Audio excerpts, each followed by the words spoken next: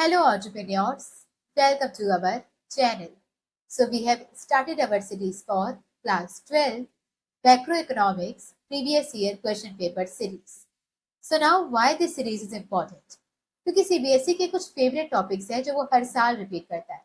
कभी एमसीक्यू, कभी डिस्क्रिप्टिव, कभी केस बेस्ड, पर कुछ टॉपिक्स हैं जो हर साल रिपीट होते ही. तो अगर आपने पिछले 5 साल की पीवाईक्यूज को डिटेल से कवर किया है तो easily you can score 70 out of 80 marks. और ये हमारा प्रीवियस ईयर क्वेश्चन पेपर 3 है. तो स्टार्ट करते हैं. First question, read the following statements carefully. Statement number 1, ex post savings and ex post investment are equal at all levels of income. Now savings और investment के बीच में link क्या होता है कि जब इक्विलिब्रियम पॉइंट होता है उस टाइम पे सेविंग्स और इन्वेस्टमेंट आपस में इक्वल होते हैं. पर ये कौन सी सेविंग्स है? Ex ante savings. Ex ante और एक्स एक्स पोस्ट में डिफरेंस क्या होता है? एक्स आंटे का मतलब होता है कि जो हम करना चाहते हैं. तो एक्स आंटे सेविंग्स जो सारे हाउस होल्ड मिलकर सेव करना चाहते हैं. एक्स आंटे इन्वेस्टमेंट मतलब सारे प्रोड्यूसर्स मिलकर इन्वेस्ट करना चाहते हैं. जबकि एक्स पोस्ट एक्चुअल क्वांटिटीज होती हैं कि सारे हाउस होल्ड मिलकर एक्चुअल में जो सेव कर रहे हैं या सारे प्रोड्यूसर्स मिलकर एक्चुअल में जो इन्वेस्ट कर रहे हैं उसे आप कहते हैं एक्स पोस्ट सेविंग्स और x post investment. X post कभी किसी भी कंडीशन में इक्वल आपस में होते ही नहीं है. इवन पूरे मैक्रो इकोनॉमिक्स में एक्स पोस्ट का रोल कुछ होता ही नहीं है. तो एक्स पोस्ट क्वांटिटीज में पढ़ती नहीं है. तो ये क्या हो जाएगा? Wrong statement. पहली बात तो एक्स पोस्ट नहीं होना चाहिए था, और दूसरा हर लेवल ऑफ इनकम पे सेम रहेगा कभी नहीं. सिर्फ इक्विलिब्रियम पे सेम होता है और वो भी एक्स आंटे वाला सेम होता है. तो first statement is wrong. Then under the effective demand principle, now effective demand का प्रिंसिपल दो चीजें कहता है. पहली चीज की एग्रीगेट डिमांड और एग्रीगेट सप्लाई जब आपस में इक्वल होंगे तो सबसे ज्यादा सुटेबल सिचुएशन होती है. तो इक्विलिब्रियम पॉइंट पे एग्रीगेट डिमांड और एग्रीगेट सप्लाई आपस में इक्वल होते हैं, ये कहता है इफेक्टिव डिमांड प्रिंसिपल. दूसरी चीज ये कहता है कि एग्रीगेट डिमांड मेन या प्रिंसिपल रोल प्ले करती है deciding the level of output, employment and income. तो ये प्रिंसिपल कहता है कि जब एग्रीगेट डिमांड ज्यादा होगी तो उस डिमांड को फुलफिल करने के लिए आउटपुट भी बढ़ेगा. आउटपुट बढ़ा है तो उसको बनाने के लिए एम्प्लॉयमेंट बढ़ेगी और उसके बाद सबकी इनकम भी बढ़ेगी.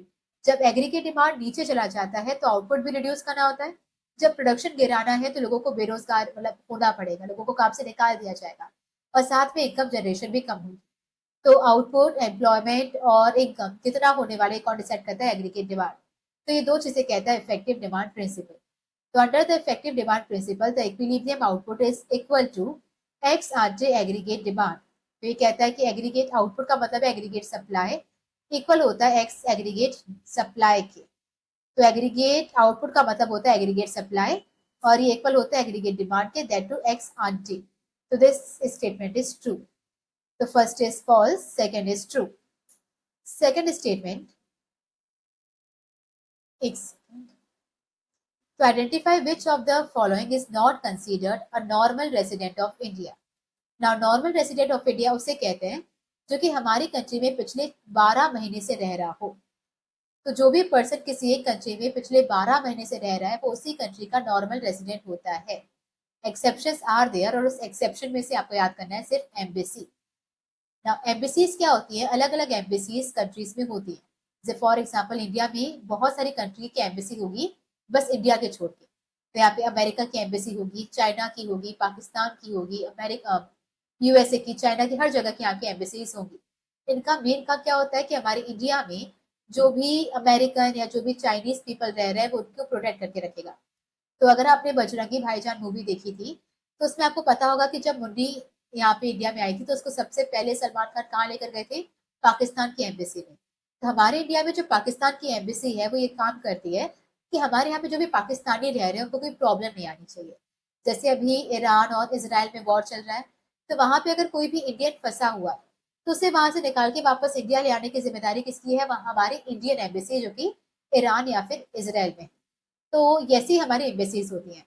तो फॉर एग्जाम्पल अगर इंडिया में कोई अमेरिकन एम्बेसी रह रही है और उसमें कुछ अमेरिकन काम कर रहे हैं तो हालांकि है तो वो इंडिया में पिछले 5-6 साल से वहां पे काम कर सकते हैं, लेकिन किसके लिए काम कर रहे हैं? वो अमेरिका के लिए. तो ये क्या कहा कि नॉर्मल रेसिडेंट माने जाएंगे? Normal resident of America. Doesn't matter कि वो हमारे देश में पिछले 1 साल से रह रहे हैं, पर फिर भी वो हमारे यहाँ के नॉर्मल रेसिडेंट नहीं बन सकते. या वैसे अगर हम बात करें चाइना में, चाइना में अगर कोई इंडियन एम्बेसी है और जिसमें कोई इंडियन काम कर रहा है तो वो कहाँ का नॉर्मल रेसिडेंट माना जाएगा? इंडिया का। डजेंट मैटर कि वो चाइना में अगर पिछले 3-4 साल से भी रह रहा है तो भी वो वहां का नॉर्मल रेसिडेंट नहीं बनता है। तो ये जहाँ की एम्बेसी है वहां की नॉर्मल रेसिडेंट रहेगी। हाँ, अगर हमारे यहाँ पे जो अमेरिकन एम्बेसी है उसमें कोई इंडियन काम कर रहा है, जैसे इंडियन वर्कर्स होते हैं, वहां पे झाड़ू पोछा या कुछ साफ सफाई करने के लिए किसी भी रीजन के लिए वहां पे कोई इंडियन को हायर किया हुआ है, तो ये जो है वो इंडियन रेसिडेंट रहेंगे, लेकिन अमेरिका से आके रेसिडेंट नहीं होते। ठीक है, बाकी इसके अलावा अगर आप कहीं पर भी रह रहे हो 12 महीने ज्यादा तो आप वहां के नॉर्मल रेसिडेंट हो जाते हैं। तो पहले देखते हैं Indian citizen working in USA embassy located in new Delhi. तो न्यू दिल्ली मतलब इंडिया में किसकी एम्बेसी है? यूएसए की। इस एम्बेसी में जो भी अमेरिकन काम कर रहे होंगे वो सारे कहाँ के रेसिडेंट होंगे? अमेरिका के। लेकिन अगर इसमें कोई इंडियन सिटीजन काम कर रहा है तो ये कहाँ का नॉर्मल रेसिडेंट होगा? इंडिया का। तो ये हमारा नॉर्मल रेसिडेंट है। Then an Indian official working in Indian embassy in China. तो चाइना में अगर कोई इंडिया की एम्बेसी है और उसमें कौन काम कर रहे हैं? इंडियन ही काम कर रहे हैं। तो एम्बेसी में जिस कंट्री के सिटीजन काम कर रहे होते हैं वो वहां के ही नॉर्मल रेसिडेंट होते हैं। तो ये भी नॉर्मल रेसिडेंट ऑफ इंडिया होगा। And Indian diplomats working visiting Canada for a summit. अगर कोई इंडियन डिप्लोमेट या इंडियन का कोई ऑफिशियल है जो कि कनाडा गया है एक सबमिट करने के लिए, सबमिट का मतलब होता है एक मीटिंग जो कि हफ्ते से लेकर 15 दिन के बीच में चलती है। तो अगर आप 10-15 दिन के लिए किसी कंट्री में गए हो तो क्या आप वहाँ के नॉर्मल रेसिडेंट बन जाओगे? नहीं, तो ये अभी भी क्या रहेगा? इंडिया का ही नॉर्मल रेसिडेंट रहेगा। देन आता है Indian working in an American company. Indian किसी अमेरिकन कंपनी में काम कर रहे हैं जो कि कहाँ पर है? न्यूयॉर्क में। और कितना टाइम हो गया उनको? 1 साल से ज्यादा। तो 1 साल से ज्यादा टाइम तक अगर कोई इंडियन किसी फॉरेन कंपनी में काम कर रहा है तो वो क्या बन जाता है? Normal resident of that country. तो हमारे यहाँ का नॉर्मल रेसिडेंट नहीं है। तो आपको बताना है कि कौन हमारे यहाँ का नॉर्मल रेसिडेंट नहीं है। तो option number D will be the correct answer. Okay, बढ़ते हैं आगे। Next question number 3। In a hypothetical economy, if entire additional income is consumed, then the value of investment multiplier would be. Now, investment multiplier के 3 formulas होते हैं, change in y upon change in i, दूसरा 1/1 minus MPC और 1/MPS। अगर आपको macro economics के numericals में problem चाहती है तो इसके लिए हमने ऑलरेडी एक सेपरेट वीडियो बना के रखा है जिसमें मैक्रो इकोनॉमिक्स के सारे पॉसिबल न्यूमेरिकल्स को उसी वीडियो में कवर किया है।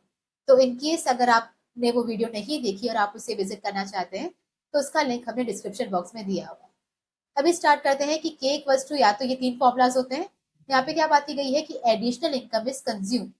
सारी की सारी जो भी हमारी इनकम बढ़ी थी हमने पूरा का पूरा क्या कर दिया? खर्च कर दिया। मतलब किसके बारे में बात कर रहे हैं? MPC, marginal propensity to consume. MPC क्या होता है? बढ़ी हुई इनकम में से आप कितना खर्च करते हैं, ये एमपीसी बताता है। तो फॉर एग्जाम्पल हमने बढ़ी हुई इनकम का 50% खर्च किया तो एमपीसी हो जाएगा 0.5। अगर हमने बढ़ी हुई इनकम का 60% खर्च किया तो एमपीसी हो जाएगा 0.6। 90% खर्च किया तो 0.9। लेकिन हमने पूरा का पूरा मतलब 100% का खर्च कर दिया तो एमपीसी कितनी हो जाएगी? 1। तो ये क्या हो जाएगा? 1/1 माइनस 1, दैट मीन्स 1/0। तो answer will B infinite. D. अगर न्यूमरेटर में 0 होता है, जैसे 0/4 हो तो आंसर क्या हो जाएगा? 0।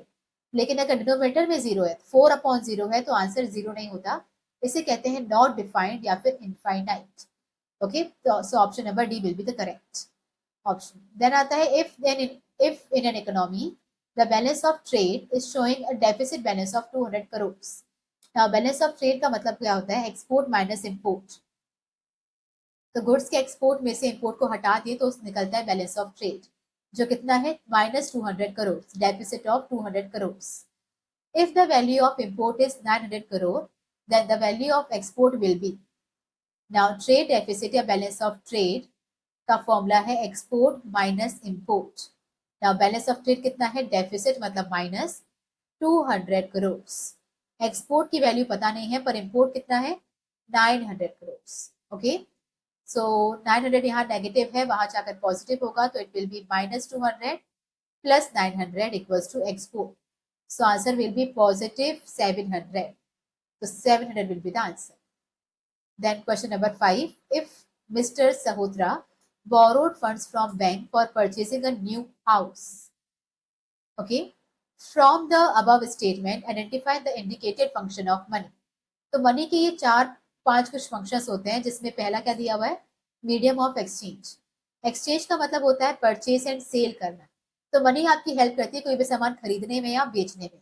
तो कोई सामान आपको खरीदना है तो पेमेंट करनी पड़ेगी मनी में, कोई सामान बेच रहे हो तो आपको इन रिटर्न क्या मिलेगा, मनी। तो ये परचेज सेल करने में हेल्प करती है।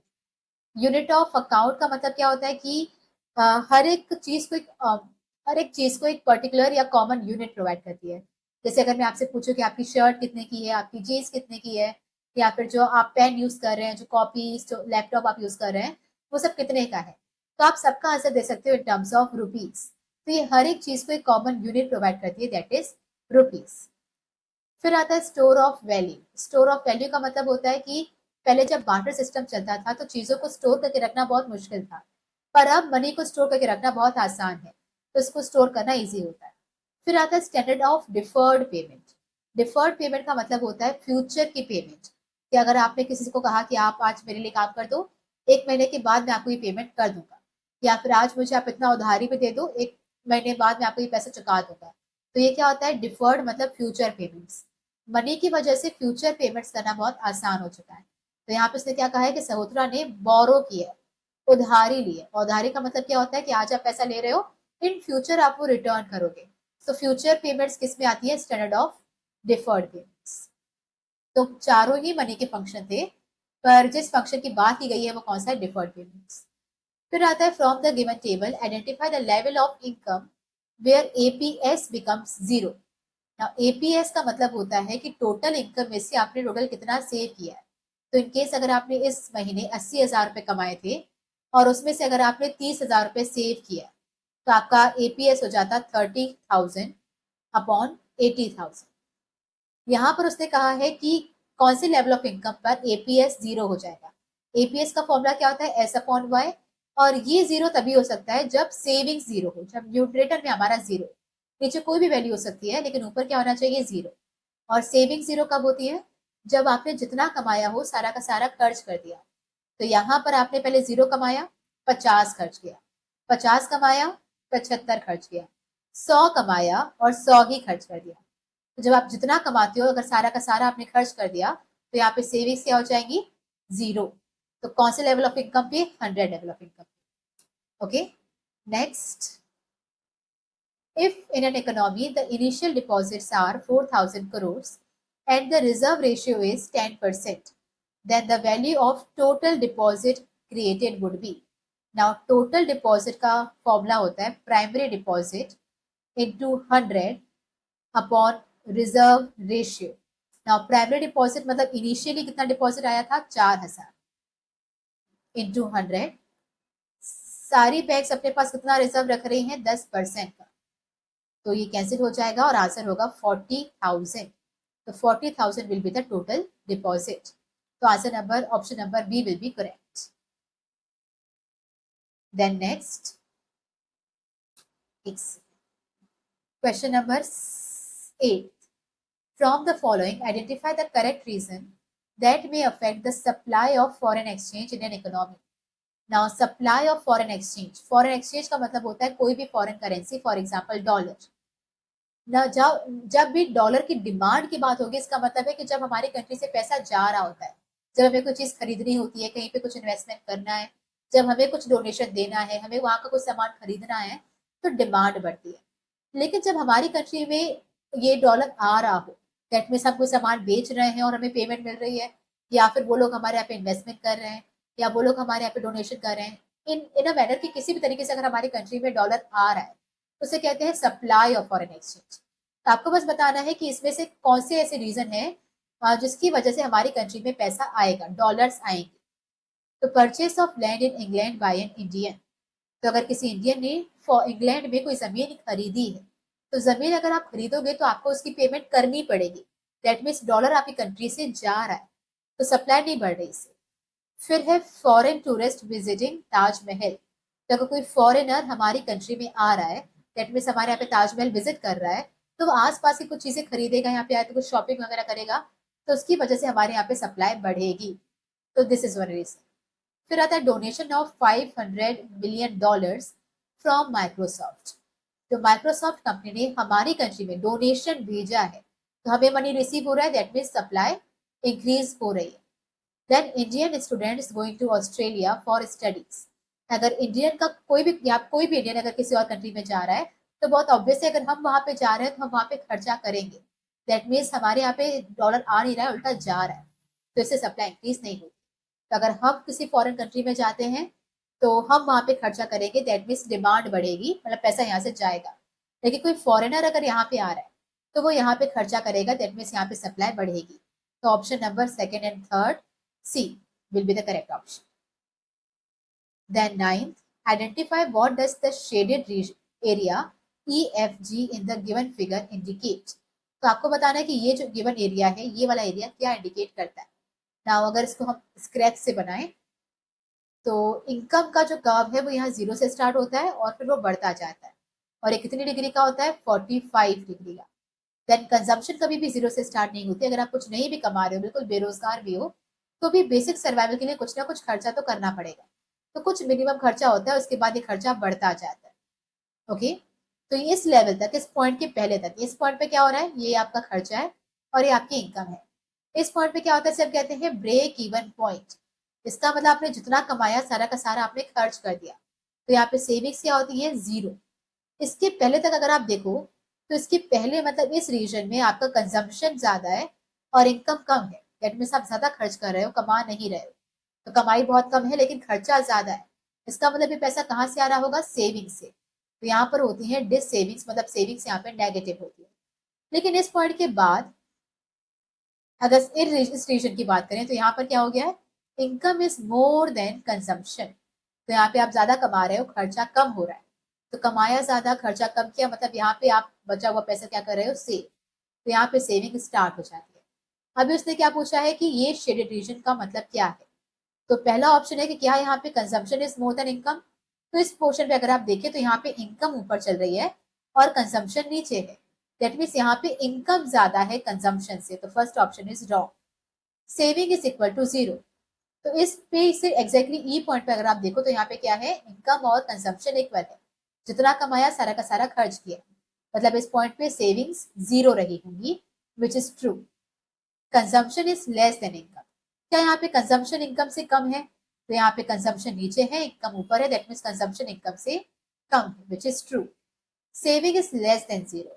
यहाँ पर आपने कमाया ज्यादा है, खर्चा कम किया है, दैट मीन्स आपने कमाई ज्यादा है, खर्चा नहीं किया, तो बचा हुआ बैलेंस का क्या किया होगा, सेव किया होगा। दैट मीन्स सेविंग्स यहाँ पे पॉजिटिव होंगी, नेगेटिव नहीं होंगी। नेगेटिव मतलब 0 से कम का मतलब क्या है, नेगेटिव होना। तो नेगेटिव नहीं है। नेगेटिव कब होती है, इससे पहले तक, इस रीजन में ये नेगेटिव होती है। ओके, तो सेकेंड एंड थर्ड मतलब option number B will be the correct option. Then next, for visually impaired students, marginal propensity to save is a slope of dash function.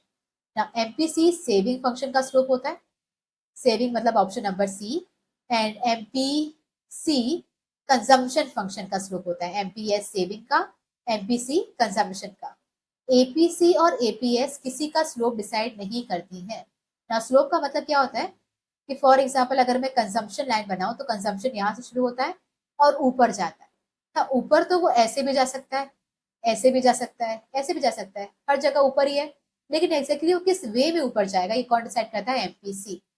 वैसे ही अगर आपने सेविंग का लाइन देखी है तो ये नेगेटिव से स्टार्ट करती है और ऊपर जाती है। तो ऊपर तो ये एग्जैक्टली कैसे भी जा सकती थी, तो इसका एग्जैक्ट मैनर स्लोप कौन डिसाइड करेगा, MPS। Okay, question number 10, the measurement of balance of payment deficit is based on. Now balance of payment वो स्टेटमेंट होता है जिसमें हम एक कंट्री के बाकी सारी कंट्रीज के साथ जो ट्रांजेक्शन होते हैं उसे रिकॉर्ड करते हैं। तो एक साल के अंदर इंडिया ने चाइना के साथ, अमेरिका के साथ, पाकिस्तान के साथ जो भी मॉनेटरी ट्रांजेक्शन किए होंगे, जो भी लेन देन की होगी, उसे हम जिस अकाउंट में रिकॉर्ड करते हैं उसे कहते हैं बैलेंस ऑफ पेमेंट। तो it is a statement in which all the monetary transactions of our country with rest of the world are recorded. तो हमारे कंट्री के सारे ट्रांजेक्शन जो हम दूसरी कंट्रीज के साथ करते हैं वो इसमें रिकॉर्ड किए जाते हैं। ना इसके दो पार्ट्स होते हैं, एक करेंट अकाउंट और एक कैपिटल अकाउंट। करंट अकाउंट में वो सारे ट्रांजेक्शन रिकॉर्ड होते हैं जिससे हमारी कंट्री का एसेट लायबिलिटी स्टेटस चेंज नहीं होता। जबकि कैपिटल अकाउंट में वो सारे ट्रांजैक्शन रिकॉर्ड होते हैं जिससे हमारी कंट्री का एसेट लायबिलिटी स्टेटस चेंज होता है। तो अगर हमने किसी से उधारी ली है, कहीं पे इन्वेस्टमेंट किया है, तो ये क्या है, कैपिटल अकाउंट। पर अगर मैंने जूते, चप्पल, शर्ट, टी शर्ट, ये कुछ चीजें मंगवाई हैं, तो ये क्या हो जाएगा, करेंट अकाउंट। और दोनों को मिलाकर हम कहते हैं ऑटोनॉमस। तो बैलेंस ऑफ पेमेंट में अगर डेफिसिट आया है तो किसकी वजह से आया होगा, ऑटोनॉमस आइटम्स की वजह से आया होगा ना। ऑटोनॉमस और अकोमोडेटिंग का जो बीच का डिफरेंस है वो बहुत इंपॉर्टेंट है, क्योंकि कई बार डायरेक्टली और इनडायरेक्टली पूछा जा चुका है। तो स्टार्ट करते हैं पहले डिफरेंस ना। ऑटोनॉमस वो आइटम्स होते हैं जो कि प्रॉफिट मोटिव से किए जाते हैं। तो पूरे साल भर हमने दूसरी कंट्री से जो भी सामान मंगवाया, जो सामान बेचा, पैसा इन्वेस्ट किया, पैसा उधार लिया, जो भी सारी चीजें की, वो क्या होती है, ऑटोनॉमस आइटम ना। इसकी वजह से क्या होता है कि हमारी कंट्री में डॉलर्स या तो हद से ज्यादा बढ़ जाते हैं या तो बहुत कम हो जाते हैं। अगर हमने बहुत सारी चीजें खरीद ली हैं तो डॉलर्स कम हो गए होंगे, और बहुत सारी चीजें बेची हैं तो डॉलर्स बढ़े होंगे। पर दोनों ही चीजें खराब होती हैं। हम चाहते हैं कि फॉर एग्जाम्पल हमारा जो डॉलर्स है वो एक लिमिट, फॉर एग्जाम्पल $100 तक ही रहना चाहिए फॉर एग्जाम्पल। तो हमें चाहिए कि लिमिट मेंटेन होनी चाहिए। अगर किसी साल ये लिमिट बढ़ जाती है, डॉलर्स बहुत ज्यादा आ जाते हैं और ये हो जाता है $150, तो हम क्या करते हैं, एक्स्ट्रा जो अमाउंट है, जो $50 से एक्स्ट्रा है, इससे हम किसी कंट्री में इन्वेस्ट कर देते हैं ताकि वो हमारी कंट्री से निकल जाए। लेकिन अगर ये डेफिसिट हो जाए, हम चाहते थे कि $100 होना चाहिए पर ये रह गया है $80, तो अब जो $20 कम पड़ गए हैं, ये हम किसी कंट्री से उधार लेंगे ताकि हमारा जो डॉलर है वो दोबारा 100 पर आ जाए। तो दोबारा से इसको बैलेंस करने के लिए जो आइटम्स का यूज किया जाता है उसे कहते हैं अकोमोडेटिंग आइटम्स। तो ये प्रॉफिट मोटिव के लिए होते हैं और इसका कोई प्रॉफिट मोटिव नहीं होता है। इसकी वजह से बीओपी या तो सरप्लस होता है या डेफिसिट होता है। जबकि ये आइटम्स जो है वो बीओपी को करेक्ट करते हैं। अगर सरप्लस हो गया तो वापस नीचे लाएंगे, डेफिसिट हो गया तो वापस ऊपर ले जाएंगे। इसमें गुड्स का लेन देन होता है, लेकिन इसमें कोई गुड्स का लेन देन नहीं होता। यहाँ पर अगर पैसा ज्यादा हो गया है तो आप कहीं पे इन्वेस्ट करोगे, कम हो गया है तो आप बोरोइंग्स लोगे, तो यहाँ पे चीजों की लेन देन नहीं होती है। देन इसको हम कहते हैं अबव द लाइन आइटम्स और इसे कहते हैं below the line items. Above the line इसलिए क्योंकि ये इंडिपेंडेंट होते हैं। इंडिपेंडेंट मतलब ये किसी पे डिपेंडेंट नहीं है। आप कितना भी सामान मंगवाना चाहो, बेचना चाहो, आप इजिली बेच सकते हैं। लेकिन अकोमोडेटिंग आइटम्स डिपेंडेंट होते हैं ऑन द ऑटोनॉमस। तो ऑटोनॉमस की वजह से अगर सरप्लस हुआ है तो फिर आप इन्वेस्टमेंट करोगे, डेफिसिट हुआ है तो बोरोइंग्स करोगे। तो ये डिपेंडेंट होते हैं किस पर, ऑटोनॉमस पर। इसे प्राइवेट सेक्टर भी कर सकता है, लेकिन अकोमोडेटिंग जो है वो सिर्फ आरबीआई या फिर गवर्नमेंट ही करती है। तो सिर्फ आरबीआई को पता होता है कि हमें कितना रिजर्व चाहिए और ज्यादा या कम हुआ है तो कितना बैलेंस करना है, ये सब आरबीआई करती है। आते हैं वापस। तो यहाँ पे पूछा था कि BOP balance of payment deficit किसकी वजह से होता है, ऑटोनॉमस की वजह से। Then next question, calculate the net value addition, that is NVAFC, from the following data. Now NVAFC का मतलब होता है NDP at FC। नाउ आपको निकालना है इसके बेसिस से एनवी एट एफसी। तो ये सारे जो आपके नेशनल इनकम के न्यूमेरिकल्स हैं उसको भी हमने एक सेपरेट वीडियो में कवर किया हुआ है, तो आप एक साथ ही सारे पॉसिबल क्वेश्चंस वहां से सॉल्व कर सकते हैं। तो अभी हम यहीं से स्टार्ट करते हैं। यहाँ पर इसको देखकर समझ में आ रहा है, वैसे नेशनल इनकम के 3 मेथड्स होते हैं। यहाँ पे क्या लगने वाला है, प्रोडक्शन मेथड। तो प्रोडक्शन मेथड का फॉर्मूला होता है GDP at MP is equal to sales plus change in stock minus intermediate.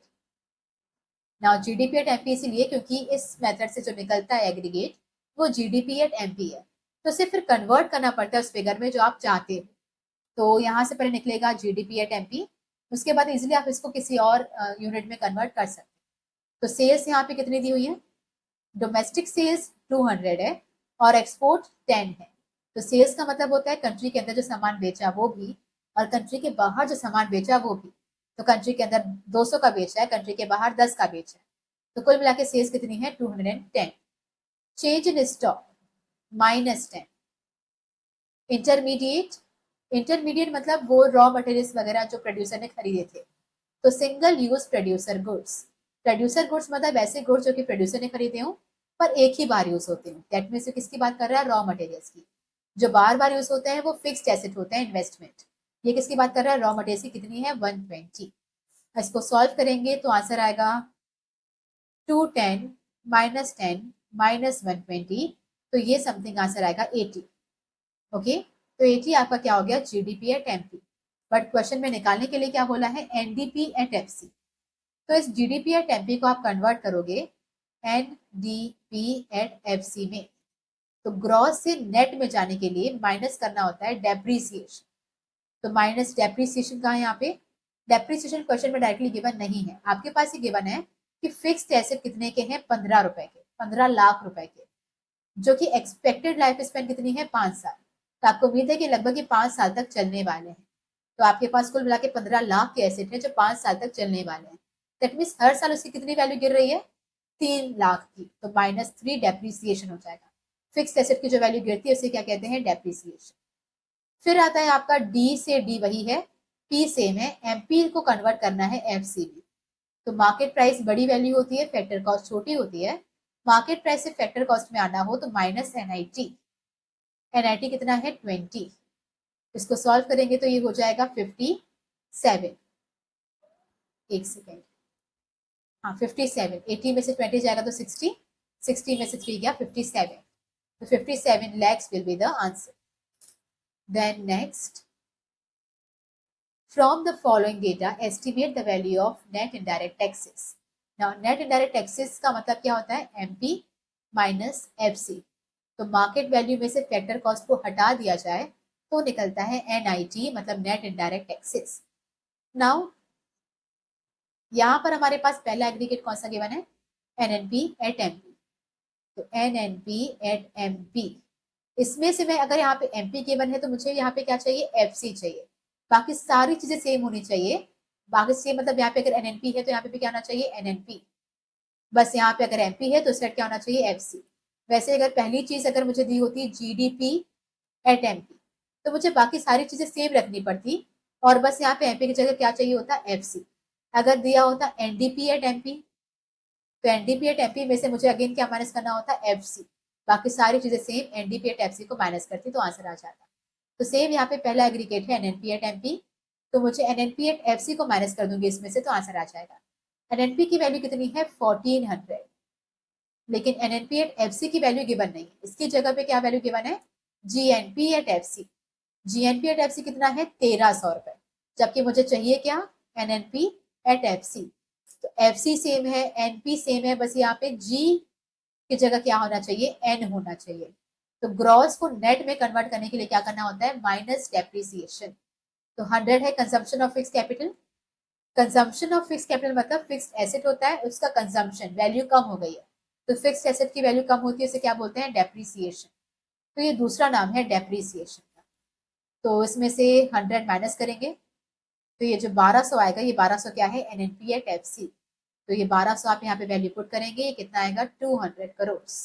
तो 200 करोड़ क्या है हमारा, NIT। So the question number 12 is, trade deficit must exist if a country is facing current account deficit. इसका मतलब ये कि जब भी current account deficit होता है तो trade deficit होता ही होता है, which is not always correct, because current account deficit is a larger या broad term जिसमें trade balance के साथ साथ इनविजिबल बैलेंस भी आता है। तो current account deficit is equal to trade balance plus invisible balance. तो ऐसा पॉसिबल है कि ट्रेड डेफिसिट में नहीं हो, उल्टा सरप्लस में हो। फॉर एग्जाम्पल दिस इज +50, लेकिन इनविजिबल बैलेंस नेगेटिव हो जाए तो भी आपका ओवरऑल CAD या करंट अकाउंट डेफिसिट हो सकता है। तो करंट अकाउंट डेफिसिट में तब भी जा सकता है जब ट्रेड सरप्लस हो। तो a country can have trade surplus but still face current account deficit if there is deficit in the invisible balance। और इनविजिबल का मतलब होता है, इनविजिबल में आपकी सर्विसेज भी आती हैं और करेंट ट्रांसफर भी आते हैं।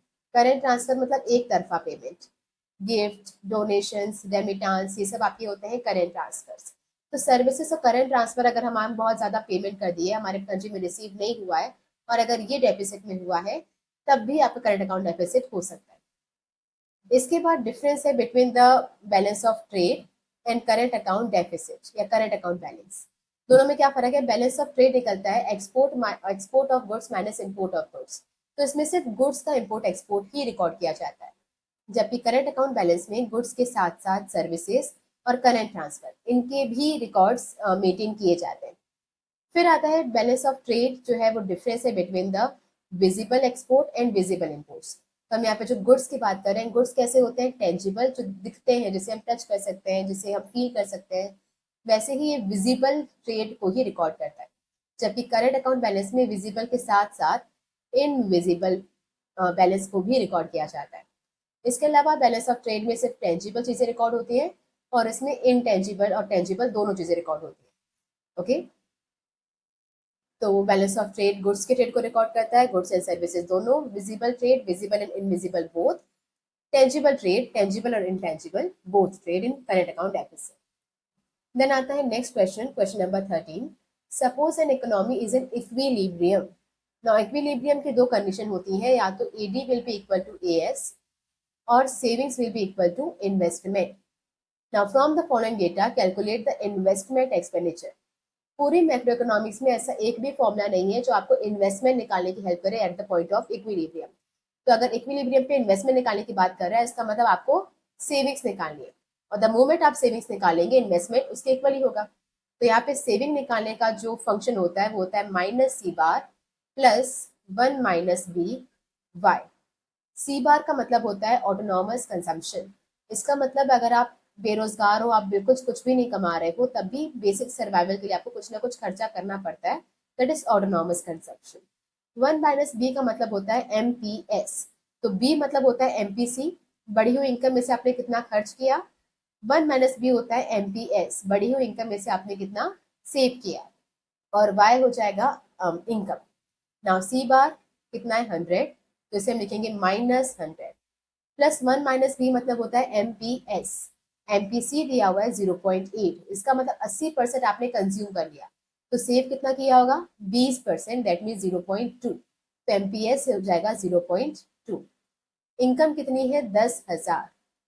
अगर आप इसको सॉल्व करेंगे तो ये आएगा -100 प्लस 2000, दैट मीन्स 1900 आपकी सेविंग्स होगी। निकालना था इन्वेस्टमेंट, इक्विलिब्रियम पॉइंट पे सेविंग्स इन्वेस्टमेंट इक्वल होती है, तो इन्वेस्टमेंट भी कितना हो जाएगा 1900। That question number 14। With an objective to reduce inflation, government may reduce public expenditure. तो पहले हम बात करते हैं कि इन्फ्लेशन डिफ्लेशन को सॉल्व करने के लिए सरकार क्या करती है। तो यहाँ पे इन्फ्लेशन और डिफ्लेशन को सॉल्व करने के लिए सरकार की एक पॉलिसी होती है जिसका नाम होता है फिस्कल पॉलिसी। यहाँ फिस्कल पॉलिसी के 4 इंस्ट्रूमेंट्स होते हैं। पहला गवर्नमेंट एक्सपेंडिचर, दूसरा टैक्सेस, तीसरा पब्लिक बोरिंग्स और चौथा बोरिंग्स फ्रॉम आरबीआई। तो अभी पहले हम समझते हैं कि इन्फ्लेशन का मतलब क्या होता है। इन्फ्लेशन का मतलब है कि मार्केट में मनी सप्लाई बढ़ गई है। इसका मतलब लोगों के पास बिल्कुल अंधा पैसा है, बहुत पैसा आ गया और वो बिल्कुल बहुत ज़्यादा डिमांड कर रहे हैं, बहुत ज़्यादा खर्चा कर रहे हैं। तो जब लोगों के पास बहुत सारा पैसा होता है, वो बहुत डिमांड करते हैं, तो प्राइसेस बढ़ने लगते हैं, उसे कहते हैं इन्फ्लेशन। और डिफ्लेशन का मतलब होता है या रीज़न होता है व्हेन मनी सप्लाई डिक्रीजेस। तो मनी सप्लाई डिक्रीज करने का मतलब है कि लोगों के पास बिल्कुल कुछ पैसा है ही नहीं, बिल्कुल सूखा पड़ा हुआ है। तो उसकी वजह से क्या होता है कि सरकार, लोगों के पास बिल्कुल पैसा नहीं है, तो डिमांड वो कर ही नहीं पाते, और जब डिमांड ही नहीं होगी तो प्राइसेस गिरने लग जाएंगे, जिसे कहेंगे डिफ्लेशन। तो इन्फ्लेशन क्यों होता है? जब मार्केट में बहुत ज्यादा पैसा आ जाए, तो उसको ठीक करने के लिए सरकार अपना खर्चा रिड्यूस कर देती है। तो जब सरकार को लगता है कि मार्केट में ऑलरेडी इन्फ्लेशन है, बहुत सारा पैसा है, ऑलरेडी डिमांड बढ़ती जा रही है, तो ये सही टाइम नहीं है कि और पैसा मार्केट में लगाएं। तो मार्केट में पैसा और नहीं लगाना चाहिए, मतलब खर्चा डिक्रीज कर देंगे। जबकि अगर मार्केट में डिफ्लेशन है, बिल्कुल पैसा है ही नहीं, मार्केट में पैसों की कमी हो गई है, तो अब इट्स द हाई टाइम कि सरकार अपना खर्चा बढ़ा दे ताकि वो पैसा मार्केट में इंक्लूड हो सके। सेम आपका पब्लिक ये बोरिंग्स फ्रॉम आरबीआई। आरबीआई से सरकार बोरिंग से तभी लेती है जब उसको मार्केट में पैसा लगाना होता है। तो जब उनको लगता है कि मार्केट में बहुत इन्फ्लेशन है, ऑलरेडी मनी सप्लाई बहुत ज्यादा है, अभी पैसा नहीं लगाना है, अभी खर्चा रिड्यूस करना है, तो जब खर्चा ही कम करना है तो आरबीआई से बोरिंग लेने की जरूरत नहीं पड़ेगी, तो बोरिंग्स कम कर देंगे। लेकिन जब डिफ्लेशन होगा तो उस टाइम पे आपको बहुत खर्चा करना पड़ेगा, क्योंकि मार्केट में पैसा लाना है, तो उस केस में हम आरबीआई से बोरिंग्स बढ़ा देंगे। फिर आता है 2, taxes and public borings. Not taxes का मतलब क्या है? It is a compulsory payment जो कि जो पब्लिक है वो सरकार को देती है।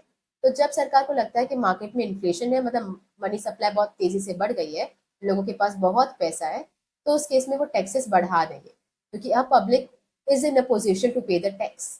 लेकिन जब डिफ्लेशन है, लोगों के पास खुद ही कुछ पैसा नहीं, खाने पीने तक के लिए पैसे नहीं है, तो अब आप टैक्सेस नहीं लगा सकते, अब आपको टैक्सेस रिड्यूस करने पड़ेंगे। Same public borrowings. कई बार सरकार को जब पैसा चाहिए होता है तो वो पब्लिक से पैसा मांगता है। तो जब उनको पता है कि इन्फ्लेशन है, पब्लिक के पास बहुत सारा पैसा है, तो पब्लिक से बोरोइंग्स आप ले सकते हो। लेकिन अगर डिफ्लेशन है, पब्लिक के पास बिल्कुल पैसा ही नहीं है, तो उस टाइम पे पब्लिक बोरोइंग्स रिड्यूस करनी पड़ेगी। तो ये कुछ 4 मेजर्स हैं जिससे सरकार इन्फ्लेशन या डिफ्लेशन को सॉल्व करती है। अभी जो क्वेश्चन पूछा था वो ये था कि जब इन्फ्लेशन होगा तो सरकार अपना खर्चा कम करेगी, येस और नो। तो जब प्राइस ज़्यादा है, इसका मतलब क्या है कि मार्केट में जो मनी सप्लाई है वो बहुत ही ज़्यादा है, तो उस टाइम पे सरकार अपना जो खर्चा है वो डिक्रीज कर देगी। सरकार अगर अपना खर्चा कम कर रही है तो इससे होगा क्या? मार्केट में मनी कम आएगी। जब सरकार खर्चा नहीं कर रही है, सरकार खर्चा करेगी तो मार्केट में पैसा आएगा। लेकिन जब सरकार खर्चा नहीं कर रही है तो मार्केट में पैसा कम आएगा। दैट मीन्स मार्केट से मनी सप्लाई डिक्रीज हो जाएगी। और जब मार्केट में पैसा कम हो गया मतलब लोगों की जो इनकम है वो धीरे धीरे कम होने लगेगी, और लोगों की इनकम कम हो गई तो वो कम चीज़ें खरीदेंगे। दैट मीन्स डिमांड डिक्रीज करेगी, और जब डिमांड डिक्रीज होगी तो अपने आप जो प्राइसेस थे वो डिक्रीज होना स्टार्ट कर देंगे, तो इन्फ्लेशन सॉल्व हो जाएगा। तो अगर मार्केट में बहुत ज़्यादा इन्फ्लेशन है, दैट मीन्स मार्केट में मनी सप्लाई बहुत ज़्यादा है, तो सरकार खर्चा लगाना कम कर देगी। जैसे खर्चा कम हुआ, मार्केट में मनी सप्लाई कम हो जाएगी। मार्केट में पैसा ही नहीं है अब, तो जो लोग हैं उनकी सैलरी रिड्यूस होगी, उनकी इनकम कम होगी। अगर उनकी इनकम कम हो रही है, दैट मीन्स अब वो ज़्यादा सामान नहीं खरीद पाएंगे, सामान कम खरीदेंगे, डिमांड कम होगी। डिमांड कम होगी तो अपने आप जो प्राइसेस थे वो वापस अपनी पोजीशन पे आ जाएंगे। फिर आता है next question, define the effective demand principle. Effective demand principle दो चीजें बोलता है। पहला, इक्विलिब्रियम पॉइंट पे एग्रीगेट डिमांड और एग्रीगेट सप्लाई आपस में इक्वल होते हैं, which is the most suitable point.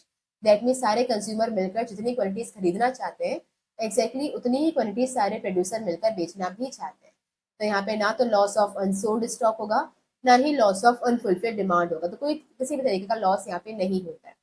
साथ में ये चीज़ भी कहता है कि जो डिमांड एग्रीगेट डिमांड होती है वो डिसाइड करती है कि आपकी कंट्री में आउटपुट, एम्प्लॉयमेंट और इनकम जनरेशन कितना होगा। तो if aggregate demand is high, there will be high output, high employment and high income generation. And when aggregate demand is low, there will be low output, low employment and low income. तो अगर बहुत ज़्यादा demand बढ़ती जा रही है तो उस डिमांड को फुलफिल करने के लिए हमें आउटपुट प्रोडक्शन बढ़ाना पड़ेगा ना। आउटपुट ज़्यादा बनाना है तो हमें ज़्यादा लोग चाहिए होंगे, तो हम एम्प्लॉयमेंट देंगे तो एम्प्लॉयमेंट बढ़ेगी। अभी एम्प्लॉयमेंट बढ़ी है तो हर एक इंसान कुछ पैसा कमाएगा, दैट मीन्स इनकम जनरेशन भी बढ़ेगी। लेकिन अगर डिमांड ही गिरती जा रही है तो अब आउटपुट को गिराना पड़ेगा। आउटपुट गिराना है तो जो कुछ एक्स्ट्रा लेबर्स है हमारी फैक्ट्री में से हम निकालना स्टार्ट कर देंगे, तो बेरोजगारी बढ़ेगी। अब अगर हम लेबर्स को निकालते जा रहे हैं तो उनकी इनकम रिड्यूस होती जाएगी। तो अल्टीमेटली आपकी इकोनॉमी में आउटपुट, एम्प्लॉयमेंट और इनकम लेवल डिसाइड करता है एग्रीगेट डिमांड। फिर आता है B, state the meaning of unintended accumulation of inventories. Unintended का मतलब होता है अनइंटेंशनल, अनचाहा। एक्यूमुलेशन का मतलब होता है इकट्ठा हो जाना, और इन्वेंट्रीज का मतलब है स्टॉक। तो अनइंटेंडेड एक्यूमुलेशन ऑफ इन्वेंट्री से कब होता है? जब एग्रीगेट डिमांड कम हो जाए और एग्रीगेट सप्लाई ज्यादा हो जाए। दैट मीन सारे कंज्यूमर मिलकर मिलकर जो क्वांटिटीज खरीदना चाहते हैं उससे ज्यादा प्रोड्यूसर्स बेचना चाहते हैं। तो सप्लाई ज्यादा हो रही है, प्रोड्यूसर ज्यादा सामान बेचना चाह रहे हैं पर खरीदने वाले तैयार नहीं है। तो उस केस में क्या होगा, कुछ प्रोड्यूसर ऐसे रह जाएंगे जिनको सामान बेचना था पर वो बेच नहीं पा रहे, तो उनके पास कुछ स्टॉक अनसोल्ड रह जाएंगे। ये जो स्टॉक है वो अनप्लान्ड है, इसको आपने पहले से प्लान नहीं किया था पर क्योंकि माल बिक नहीं पाया तो ये स्टॉक आपके पास बच गया। इसे कहते हैं अनइंटेंडेड एक्यूमुलेशन ऑफ इन्वेंट्रीज। ना उसको निकालने के लिए या तो फ्यूचर में हम प्रोडक्शन को डिक्रीज कर देंगे, जब ऑलरेडी आज जो हमने सामान बनाया वो बिक नहीं पाया, ऑलरेडी हमारे पास अनइंटेंडेड कुछ इन्वेंट्रीज रखी हुई है, तो नेक्स्ट टाइम हम प्रोडक्शन कम कर देंगे, या फिर इसे निकालने के लिए हम प्राइसेस को डिक्रीज कर देंगे। तो या तो प्रोडक्शन डिक्रीज होगा या तो प्राइसेस डिक्रीज होंगे। फिर आता है in an aggregate demand, if in an economy aggregate demand is more than aggregate supply, elaborate the possible impact of the same on the level of output, income और employment. अभी हमने discuss किया effective demand principal क्या कहता है कि ये तीनों चीजें कौन डिसाइड करता है? Aggregate demand. तो अगर डिमांड ज्यादा है तो ये तीनों चीजें बढ़ेंगी, डिमांड कम है तो ये तीनों चीजें गिरेंगी। तो यहाँ पे हम देखते हैं कि in case aggregate demand is more than the aggregate supply, that means लोग ज्यादा सामान खरीदना चाहते हैं और प्रोड्यूसर उतना सामान बेचना नहीं चाहता है, तो लोग ज्यादा सामान खरीदने के लिए मरे जा रहे हैं पर इतना आउटपुट हमारे पास है ही नहीं। तो उसकी वजह से क्या होगा, इफेक्ट ऑन आउटपुट।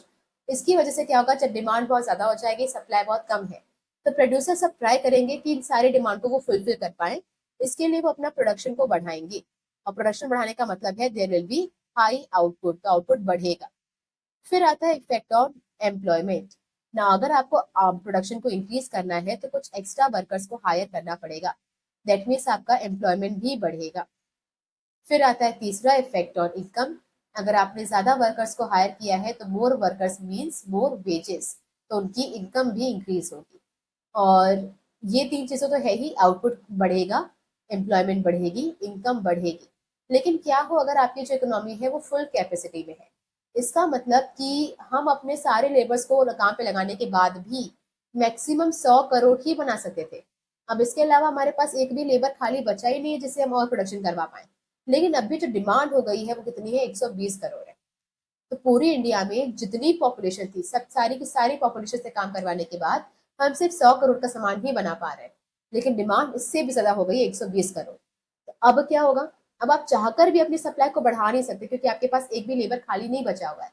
तो उस केस में क्या होगा, आप आउटपुट भी नहीं बढ़ा पाएंगे, आउटपुट भी कांस्टेंट रहेगा, एम्प्लॉयमेंट भी कांस्टेंट रहेगा क्योंकि और तो लोग है ही नहीं जिसको आप रोजगार दे पाओ, तो एम्प्लॉयमेंट भी कांस्टेंट रहेगा और इनकम भी कांस्टेंट रहेगी। क्योंकि जब सारे के सारे लोग ऑलरेडी कमा रहे हैं तो फिर कैसे उनकी इनकम बढ़ेगी, जब एक्स्ट्रा लोग ही नहीं कमाने वाले, सारे के सारे ऑलरेडी काम कर रहे हैं, सबको इतनी इनकम मिल रही है, तो सारी चीजें कांस्टेंट रहेगी।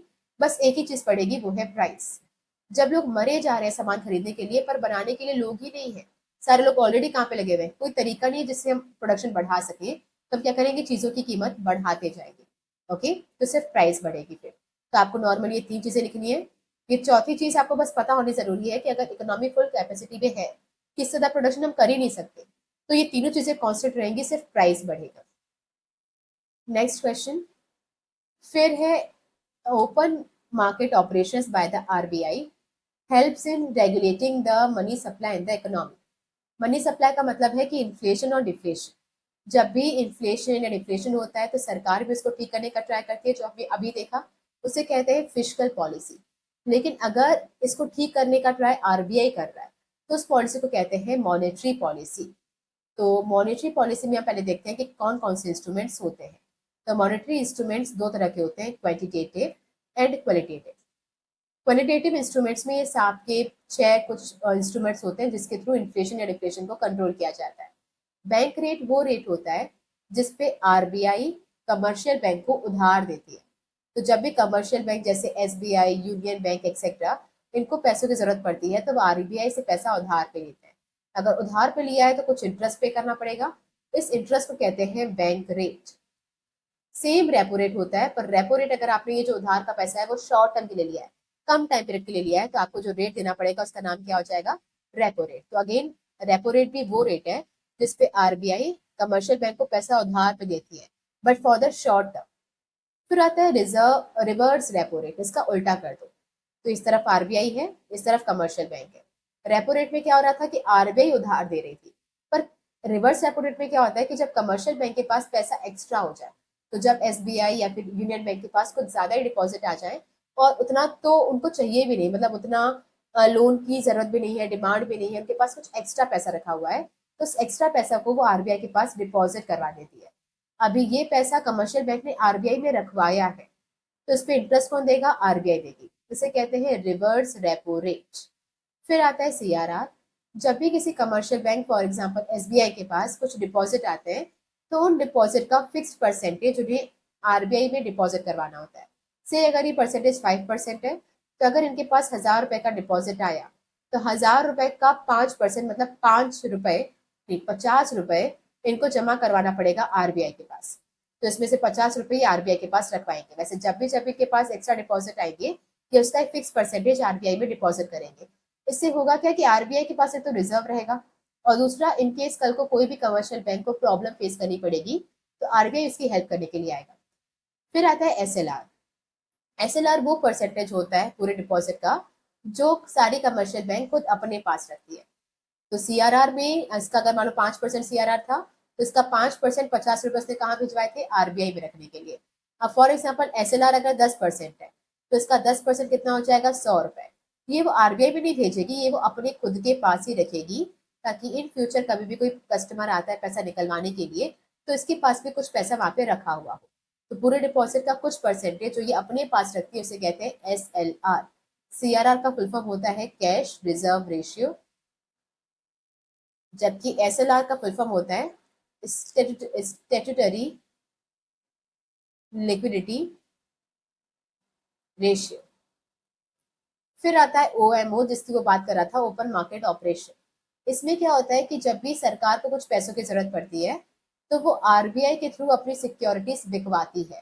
तो आरबीआई के पास सरकार की कुछ सिक्योरिटीज रखी होती है जिसको वो कमर्शियल बैंक को बेचता या फिर खरीदता है। तो जब आरबीआई को लगता है कि मार्केट में बहुत डिफ्लेशन, अच्छा आप बस इतना समझो कि खरीदता है या बेचता है, तो एट टाइम्स जब उसको लगता है कि पैसों की जरूरत है तो ये गवर्नमेंट की सिक्योरिटीज बेच देगा और कभी कभी वापस भी खरीद लेगा। ठीक है, तो ओपन मार्केट ऑपरेशन में या तो सिक्योरिटीज बेची जाती है या खरीदी जाती है ना। यहाँ से लेकर यहाँ तक सारे रेट इन्फ्लेशन में बढ़ा दिए जाते हैं, डिफ्लेशन में कम कर दिए जाते हैं। अगर इन्फ्लेशन होगा तो रेट को बढ़ा दिया जाएगा ताकि लोन देना कम हो जाए, डिफ्लेशन में ये कम कर दिया जाएगा। ओके, लेकिन ओपन मार्केट ऑपरेशन में उल्टा उल्टा नहीं, मतलब अलग चलता है। यहाँ पे अगर इन्फ्लेशन होगा तो सिक्योरिटीज हम बेच देंगे।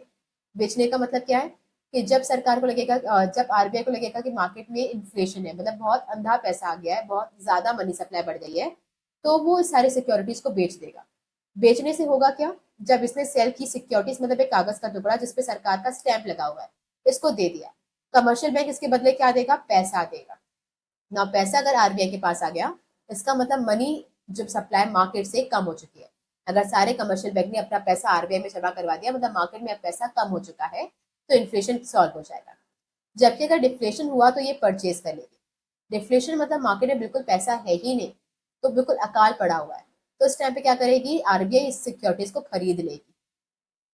तो अगर वो सिक्योरिटी को परचेज कर रही है, मतलब वही एक कागज का टुकड़ा जिसपे सरकार का स्टैंप लगा हुआ है, आरबीआई ने मंगवाया, तो उसको बदले में क्या देना पड़ेगा, पैसा देना पड़ेगा। तो इसका मतलब जैसे ही वो पैसा देगा कमर्शियल बैंक को तो मार्केट में मनी सप्लाई इंक्रीज हो जाएगी, डिफ्लेशन अपने आप ठीक हो जाएगा।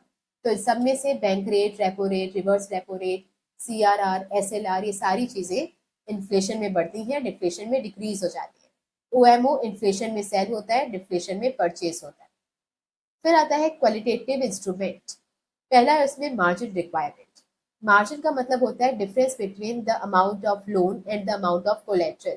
तो फॉर एग्जाम्पल अगर मुझे SBI से 5 लाख रुपए का लोन चाहिए तो इसके बदले मुझे कोई सिक्योरिटी वहां पे गिरवी रखवानी पड़ेगी, और वो सिक्योरिटी कम से कम 7-8 लाख की होनी चाहिए।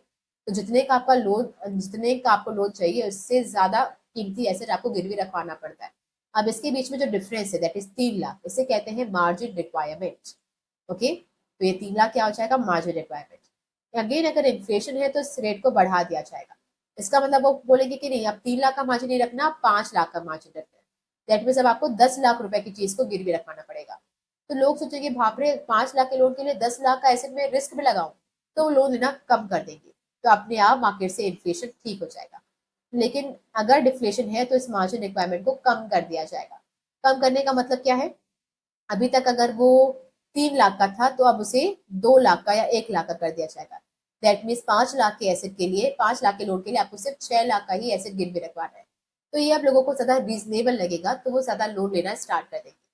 Rationing of credit. राशनिंग का मतलब होता है लिमिट्स लगाना, कि फॉर एग्जाम्पल अगर हमें 100 रुपए का लोन देना है तो इसमें से 70% तो हम सिर्फ किसानों को देंगे, 20% हम MSME सेक्टर को देंगे, 5% हम घर हाउस होल्ड को देंगे, और बाकी बचा हुआ 5% हम लार्ज स्केल इंडस्ट्री मतलब अडानी अंबानी ऐसे लोगों को देंगे। इसे कहते हैं राशनिंग करना। तो जब मार्केट में इन्फ्लेशन होता है, मतलब बहुत महंगाई है, हम चाहिए कि मार्केट से मनी सप्लाई कम हो जाए, तब क्या करेंगे, लोन डिक्रीज करेंगे। पर लोन अगर डिक्रीज किया तो गरीबों का तो नुकसान हो जाएगा ना। तो इस टाइम पे हम क्या करेंगे, राशनिंग लगा देंगे कि गरीब लोन लेने आएगा तो उसको दे देंगे, अमीर को नहीं देंगे। तो अगर इन्फ्लेशन होता है तो राशनिंग लगा दी जाती है। लेकिन डिफ्लेशन है दैट मीन्स मार्केट में बिल्कुल पैसा है ही नहीं, तो अब उस केस में चाहे अमीर हो चाहे गरीब हो, कोई भी पैसा लेने आएगा सबको दे देंगे, ताकि डायरेक्टली इनडायरेक्टली कैसे भी करके मार्केट में पैसा जाए। तो अगर इन्फ्लेशन होगा तो हम सिर्फ गरीबों को देंगे, डिफ्लेशन होगा तो हम राशनिंग हटा देंगे, मतलब कोई भी लोन लेने आएगा तो हम उसको इजिली दे देंगे। फिर आता है मॉरल स्वेशन। मॉरल स्वेशन का मतलब होता है, इसमें 3 चीजें आती हैं, परसुएशन, प्रेशराइज, डायरेक्ट एक्शन। तो पहले आरबीआई करता है परसुएड मतलब मनाना, फिर आता है प्रेशराइज मतलब धमकाना, और फिर आता है डायरेक्ट एक्शन। तो पहले जो आरबीआई होता है वो परसुएट मतलब मनाता है कमर्शियल बैंक को कि देखो भैया इन्फ्लेशन बहुत ज्यादा हो रहा है तो अब लोन देना कम कर दो, परसुएट किया। नहीं मानेंगे तो फिर प्रेशराइज करेंगे, तुमको बोले हैं नहीं समझ में आ रहा है, नहीं कम करोगे तो हम आपके अगेंस्ट ये कर देंगे वो कर देंगे या फिर आपको डीलिस्ट कर देंगे। फिर भी धमकी देने के बाद भी अगर वो नहीं मान रहे हैं तो फिर आता है डायरेक्ट एक्शन। दैट मीन्स अब उसको शेड्यूल लिस्ट 2 से निकाल दिया जाएगा। दैट मीन्स कुछ ना कुछ पेनाल्टीज उस पर लगा दी जाएंगी। ओके, यहाँ पे क्या बात किया था कि ओपन मार्केट ऑपरेशन क्या होते हैं, तो ये इसका मतलब होता है buying and selling of government security by RBI. तो आरबीआई जब सरकार की सिक्योरिटीज खरीदती है और बेचती है तो उसे कहते हैं क्या, ओपन मार्केट ऑपरेशन। तो इससे वो मनी सप्लाई को कंट्रोल करने का काम करती है। तो जब आरबीआई सिक्योरिटीज को खरीदती है, खरीदने का मतलब क्या है, पेपर उसने लिया और मनी सप्लाई मार्केट में बढ़ेगी। तो खरीदने का मतलब है कि वो पेपर अपने पास रखेगी और पैसा कमर्शियल बैंक को दे देगी। तो मार्केट में इससे पैसा बढ़ेगा और पैसा बढ़ने से डिफ्लेशन ठीक हो जाएगा। जबकि अगर आरबीआई इसको सेल करती बेचती है, तो बेचने का मतलब है कि वो कागज का टुकड़ा जिसमें सरकार का स्टैंप लगा हुआ है उसे वो कमर्शियल बैंक को देगी, इसके बदले से क्या मिलेगा, पैसा मिलेगा। और पैसा सरकार आरबीआई के पास आ गया, that means money supply market से रिड्यूस हो जाएगी, उससे इन्फ्लेशन सॉल्व हो जाएगा। ओके, बढ़ते हैं आगे। फिर आता है distinguish between the revenue expenditure and capital expenditure of the government with suitable examples.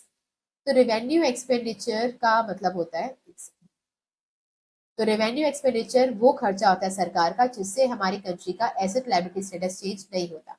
That means इससे ना ही कोई एसेट बढ़ रहा हो ना ही कोई लायबिलिटी कम हो रही हो। तो इन शॉर्ट, अगर सरकार मतलब सरकार कोई भी खर्चा कर रही है जिससे ना तो उसका एसेट बढ़े ना उसकी लायबिलिटी कम हो, दैट मीन्स वो खर्चा किसी प्लांट मशीनरी लैंड बिल्डिंग को बनाने में नहीं होना चाहिए, या फिर कोई पुराना जो कर्जा था उसे चुकाने के लिए नहीं होना चाहिए। तो वो सारे कर्जे जिससे ना ही एसेट बढ़े ना ही लायबिलिटी कम हो, उस खर्चों को क्या कहते हैं, रेवेन्यू एक्सपेंडिचर। जबकि अगर उससे एसेट लायबिलिटी स्टेटस चेंज हो रहा है तो उसे कहते हैं क्या, कैपिटल एक्सपेंडिचर। इसमें मेनली क्या एग्जांपल्स होते हैं, जब सरकार वेजेस पे करती है, अपने जो लेबर्स हैं उनको वेजेस देती है, इंटरेस्ट पे करती है, सब्सिडीज देती है, ग्रांट्स देती है, या डिफेंस परचेसेस से कुछ भी सामान खरीदती है, तो इसे क्या कहते हैं, उसके रेवेन्यू एक्सपेंडिचर।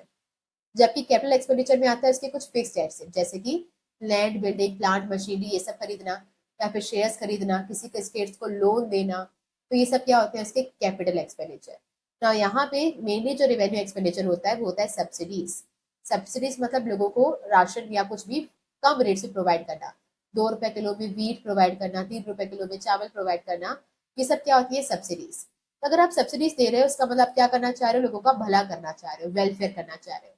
लेकिन इसकी जरूरत पड़ेगी क्यों, जब ऑलरेडी आपके लोग गरीब होंगे। तो इसकी सिग्निफिकेंस क्या होती है कि आप लोगों का वेलफेयर करना चाह रहे हो।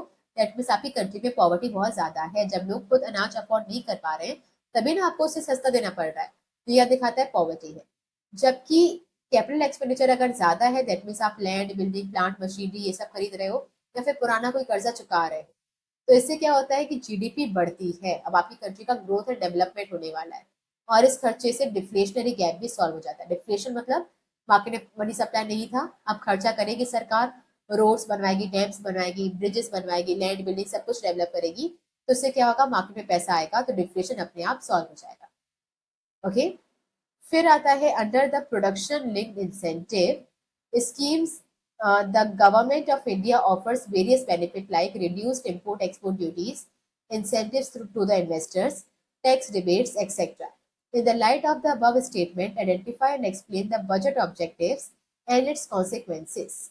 Now, यहाँ पर हमारे पास कुछ बजट के ऑब्जेक्टिव्स हैं, जिस जो उसमें पहला है GDP growth, allocation of resources, provision for public goods, redistribution of income, balance regional growth, employment opportunities, economic stability. ये सारे आप याद रख सकते हो with the trick bear pack, bear pack. B से हो जाएगा बैलेंस्ड रीजनल ग्रोथ, और बैलेंस्ड रीजनल ग्रोथ का मतलब होता है हमारे कंट्री में कुछ एरियाज हैं जो कि बहुत डेवलप है, और ऑन द कॉन्ट्रेरी कुछ ऐसे एरियाज है जो बिल्कुल भी डेवलप नहीं है। तो सरकार हर साल अपने बजट के थ्रू ऐसे एरियाज पे फोकस करती है जिसका डेवलपमेंट बहुत कम हुआ है, ताकि जो सारे रीजन है वो इक्वली डेवलप कर पाए। फिर आता है ई से एम्प्लॉयमेंट अपॉर्चुनिटीज। इसमें क्या होता है कि हर साल सरकार अपने बजट के थ्रू कुछ स्कीम्स में पैसा लगाती है, जैसे कि एमजी नरेगा।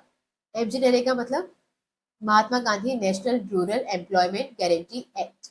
इसमें क्या होता है कि सरकार आपको गारंटी दे रही होती है कि हर साल मिनिमम 100 दिन का रोजगार वो आपको प्रोवाइड करेंगे, तो इससे वो एम्प्लॉयमेंट जनरेट करने का काम करते हैं। ई से आता है इकोनॉमिक स्टेबिलिटी। अभी हमने देखा स्टेबिलिटी का मतलब होता है इन्फ्लेशन और डिफ्लेशन को सॉल्व करना। तो सरकार हर साल अपने बजट के थ्रू ये डिसाइड करती है कि इन्फ्लेशन डिफ्लेशन को कैसे ठीक किया जाएगा। अगर महंगाई है तो खर्चा कम करेगी, टैक्सेस बढ़ा देगी, और डिफ्लेशन है तो खर्चा बढ़ा देगी, टैक्सेस कम कर देगी। तो इसके थ्रू वो डिसाइड करते हैं कि स्टेबिलिटी कैसे आएगी। आर से होता है redistribution of income and wealth. हमारी पूरी इकोनॉमी में दो तरह के लोग होते हैं, एक हैव और एक हैव नॉट। जो बहुत रिच सेक्शन है और एक बहुत गरीब सेक्शन है। तो सरकार क्या करती है, रिचर सेक्शन पर टैक्सेस लगाती है ताकि इसकी इनकम कम हो जाए, और इनको पुअर सेक्शन को सब्सिडीज देती है ताकि इनकी इनकम बढ़ जाए। जिससे क्या होगा कि दोनों के बीच में जो इनकम इनइक्वालिटी है वो रिड्यूस हो जाएगी। इसे कहते हैं redistribution of income and wealth. तो जो इसको ज्यादा पैसा मिल गए थे, इसे वापस लेकर गरीबों को बांटना, रीडिस्ट्रीब्यूट करना। पी से होता है provision of public goods. Public goods कुछ ऐसे गुड्स होते हैं जो कि कलेक्टिव नीड्स ऑफ पीपल के लिए बहुत ज़रूरी है। जैसे रोड्स बनाना, डैम्स बनाना, ब्रिजेस बनाना, ये हमारे लिए बहुत ज़रूरी है। पर क्योंकि इंडिविजुअल इसका कोई डिमांड करता नहीं है, तो इसकी वजह से प्राइवेट इंडिविजुअल्स ये प्रोवाइड नहीं करते। तो ये सारे पब्लिक गुड्स उन्हें प्रोवाइड करने का काम कौन करती है? सरकार। और कैसे प्रोवाइड करती है? Through their budget. ए से आता है allocation of resources. Private individual हमेशा वही पैसा लगाता है जहां से प्रॉफिट मैक्सिमाइज करने के चांसेस ज्यादा होते हैं। तो सरकार का काम है जो कि वो ऐसी जगह पे पैसा लगाए जिससे सोशल वेलफेयर भी हो, ताकि हमारी कंट्री में सिर्फ प्रॉफिट के लिए काम नहीं हो, प्रॉफिट के साथ साथ सोशल वेलफेयर भी हमें अचीव हो सके। और जी से आता है जीडीपी ग्रोथ। नाउ इसमें क्या होता है, जीडीपी का मतलब होता है ग्रॉस डोमेस्टिक प्रोडक्ट। तो सरकार ट्राई करती है कि वो हमारी कंट्री का जीडीपी बढ़ा सके, मतलब प्रोडक्शन बढ़ा सके।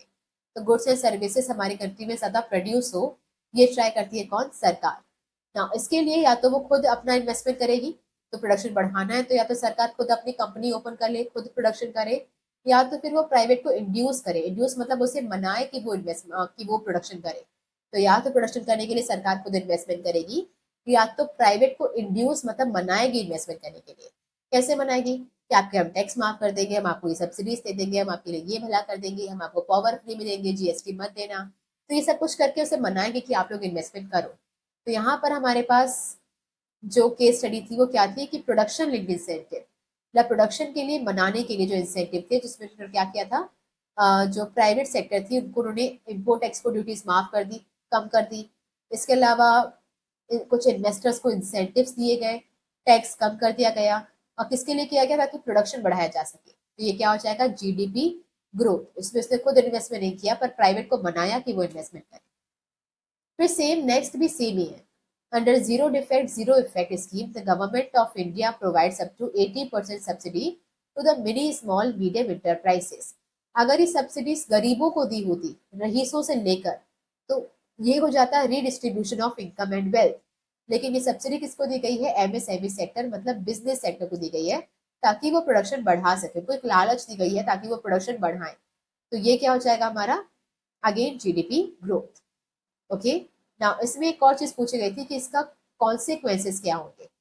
तो कॉन्सिक्वेंसेस में हम देखते हैं, एक सेकेंड। यहाँ पे इसके लाइकली कॉन्सिक्वेंसेस होंगे कि अगर सरकार ने जीडीपी ग्रोथ के लिए प्राइवेट को इंड्यूस किया इन्वेस्टमेंट करने के लिए ताकि वो प्रोडक्शन करे, तो इससे प्रोडक्शन हमारी कंट्री का बढ़ेगा। तो यहाँ पे जो प्राइवेट इंडिविजुअल्स हैं उनको इंकरेजमेंट मिलेगा ताकि वो ज्यादा प्रोडक्शन कर सके। ना प्रोडक्शन करने के लिए लेबर्स को हायर किया जाता है, तो इससे एम्प्लॉयमेंट रेट भी बढ़ेगा। अब प्रोडक्शन बढ़ रहा है तो उसे बेचकर इनकम जनरेशन ज्यादा होगी। या फिर ऐसा कहें कि एम्प्लॉयमेंट अगर बढ़ रही है तो हर एक पर्सन कुछ पैसा कमाएगा, तो इससे इनकम जनरेशन ज्यादा होगी। और अगर वो प्रोडक्शन हमारी कंट्री में ही हो रहा है तो हम बाहर की कंट्री से सामान मंगवाना कम कर देंगे। तो प्रोडक्शन बढ़ेगा, एम्प्लॉयमेंट बढ़ेगी, इनकम बढ़ेगी और इम्पोर्ट्स रिड्यूस होंगे। फिर आता है next question, distinguish between the direct tax and indirect tax. Direct और इनडायरेक्ट में डिफरेंस क्या होता है? डायरेक्ट टैक्स एक ऐसा टैक्स है जिस जो कि उस पर ही लगाया जाता है जो उसे पे करता है, या ऐसा कहें कि it is paid by the same person on whom it is imposed.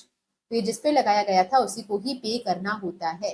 तो फॉर एग्जाम्पल अगर इनकम टैक्स मुझ पे लगाया गया है, मेरी इनकम पे लगाया गया है, तो मुझे ही जाकर वो सरकार को पे करके आना पड़ेगा। जबकि indirect tax is paid by one person and imposed on another person. लगाया किसी एक पर जाता है, पे कोई और करता है। तो फॉर एग्जाम्पल जीएसटी पे करने कौन जाता है? शॉपकीपर, दुकानदार। पर क्या वो ये जीएसटी का पैसा खुद अपनी जेब से भरता है? नहीं। तो ये लगाया किस पे गया है? कस्टमर्स पर। तो इसका पैसा हम बियर करते हैं, हम पर इम्पोज किया गया है। पर सरकार को पे करने कौन जाता है? शॉपकीपर। तो paid by one person imposed on another person. That means direct tax का burden can not be shifted. Income tax मुझ पे लगाई गई थी, मुझे ही पे करनी है, मतलब उसका बर्डन में किसी और को शिफ्ट नहीं कर सकती। पर इनडायरेक्ट टैक्स लगाया, मतलब पे किसको करना था? शॉपकीपर को। और उसने इसका बर्डन किस पे शिफ्ट कर दिया? कस्टमर पे। तो इसका बर्डन शिफ्ट किया जा सकता है। डायरेक्ट जनरली प्रोग्रेसिव होते हैं नेचर। प्रोग्रेसिव का मतलब है कि इसका रेट बढ़ता है along with the income. That means अगर आप, सिर्फ एक एग्जाम्पल, अगर आप 10 लाख रुपए से कम कमा रहे हो तो आप पर 5% का टैक्स लगेगा, इनकम टैक्स लगेगा। अगर आप 10 से 20 लाख के बीच में कमा रहे हो तो 15% का टैक्स लगेगा। 20 लाख से 50 लाख के बीच में कमा रहे हो तो 30% टैक्स लगेगा। ऐसा ये जो रेट है वो बढ़ता है अलॉन्ग विद द इनकम। लेकिन जीएसटी रिग्रेसिव होता है। रिग्रेसिव का मतलब है कि फॉर एग्जाम्पल सब पे सेम ही लगेगा। तो अगर मैं किसी कम्युनिटी पे 18% का टैक्स या जीएसटी पे कर रही हूँ, तो यही 18% अंबानी अडानी सबको 18% ही पे करते होंगे। ये सबके लिए अलग अलग नहीं होता है। एग्जाम्पल इनकम टैक्स, इसका GST, value added tax, okay. इसके अलावा excise duty, sales tax etcetera. Income tax के अलावा यहाँ पे एक और याद कर लो, वेल्थ टैक्स एक्सेट्रा। ओके, बढ़ते हैं आगे। फिर आता है as per the Economic Times report dated 11 April 11 2023, electric vehicle sale crossed 10 lakh mark in a financial year 2022-23. Analyze the likely impacts of this news on the gross domestic product and welfare. तो electric vehicles मतलब ऐसे vehicle जो कि petrol diesel पे नहीं चलती, electric मतलब batteries पे चलती है, उसका जो सेल्स है वो 10 लाख क्रॉस कर लिया है।